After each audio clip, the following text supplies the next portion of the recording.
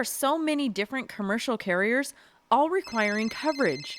Regional communications are really important now more than ever. I mean, no one really goes home to make a telephone call anymore. They're making them where they're at, what they're doing at that moment. During the past 5 years, wireless carriers attempted to construct or expand sites in Guajome Regional Park in Oceanside. All were opposed for not being in character with a historic site. So the county brought them together and they agreed to coexist inside Guajome Park. They certainly did not want to come together and room together in one single site. The fact that we served as a proponent and they knew their development risks were reduced, that gave us additional leverage. Everything was built at no cost to the county, paid entirely by the carriers. And this site has the ability to generate over $1 million over the next 10 years.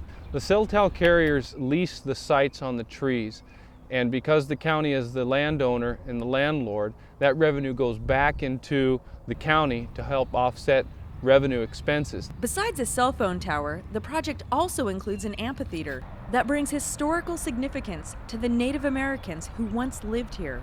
Guajome is a word that has its roots in the Native American language and heritage out here. That's the Luiseño.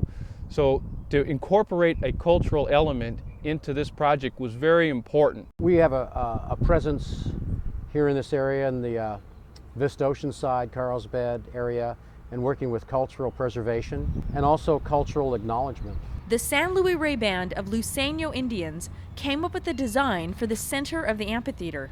The basket designs are usually pretty individual, but the basket as a total entity is one thing that unites indigenous people, or the majority of cultures that can all trace themselves back through their ancestry to baskets. This is just a continuum of expression of our culture through this basket design. Once the plan was approved, it took the next 3 years to complete.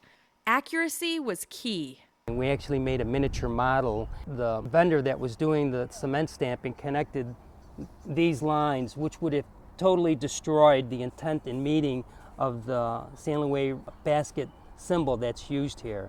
By doing the small 3-foot design, we were able to ensure that we got an exact replica. The idea was to turn what could have been an eyesore into an educational area. Because there's students that come to the park every day, they do hikes and talks with the park rangers, and the teachers always want to know what Guajome means, who were the Native Americans, and can you give us some message points?